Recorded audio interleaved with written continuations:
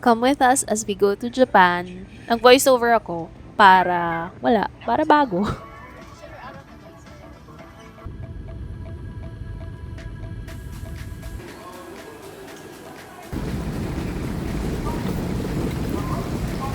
Our first ganap was in Chiba, not yet in Central Tokyo. So, nandito kami sa Cube Hotel. Maganda yung room nila, malaki siya for a Japanese hotel. And their breakfast was pretty good. Ayun, so the next day, birthday na ni Romeo. And this is how he celebrated his birthday.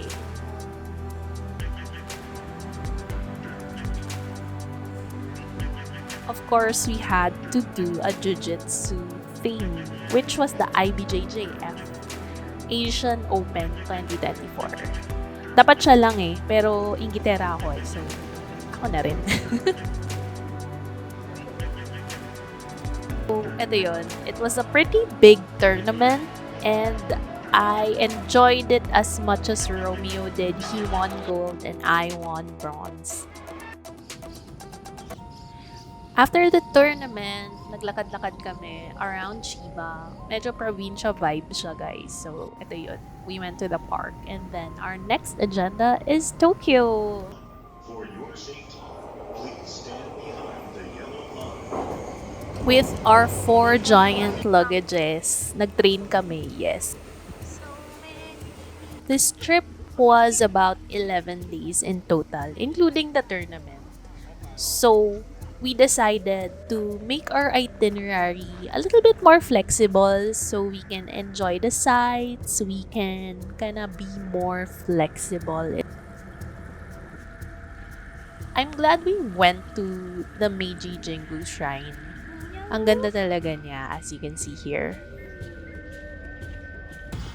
And then what I find so interesting about Tokyo Metropolis, it's such a contrast. At one point in time, nasa park ka, sobrang serene. And then at another, grabe, ang gulo, ang daming tao. It's chaotic but in a good way. We decided to stay in Shinjuku because our main agenda was like to look around, to shop, and it was the easiest, in theory, to go around where we wanted to go. So, we went to Shibuya, we went to Asakusa, Akihabara, and other parts of Tokyo kung saan kami naligaw.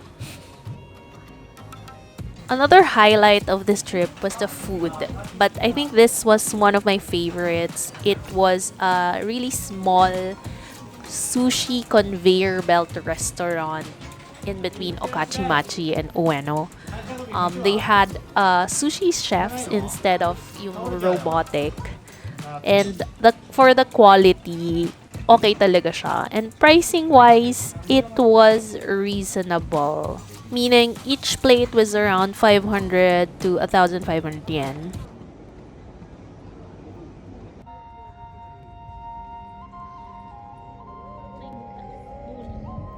As cultured boys and girls, we go to the National Museums of Tokyo in Ueno.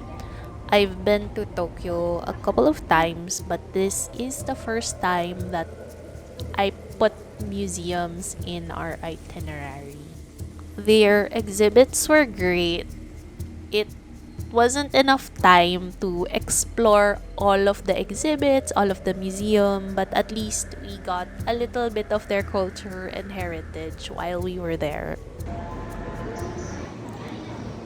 As a grown adult in my mid-30s, of course, we went to the Mega Pokemon Center in Ikebukuro. But first, nag-stop muna kami dun sa parang cafe nila. It's in the same mall. They sold coffee things, pero I wouldn't recommend it. Hindi masarap and matabak. For people who still play Pokemon Go, meron din silang parang Pokemon Go Center dito. I wish I still played Pokemon Go, pero that was like more than 5 years ago.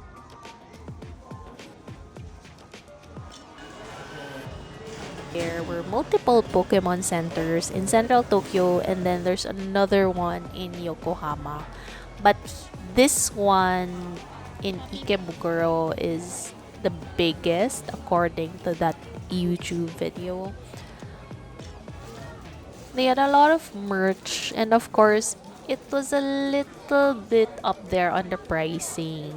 But in terms of quality, I think naman it's pretty good. It's original. You know, you have to pay for the copyrights and all. But if you are a true fan, then what is money? Just kidding. We ended up just buying stickers. It was a blast from the past. You see here the starter Pokemons of the first generation, which is what we watched as children.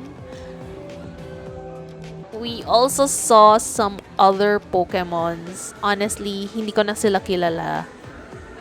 And then we just ended our time in Akihabara playing retro arcade slash Street Fighter, and then this one was Dragon Ball. All in all, a fun time. Thank you so much. If you are still here, like and subscribe.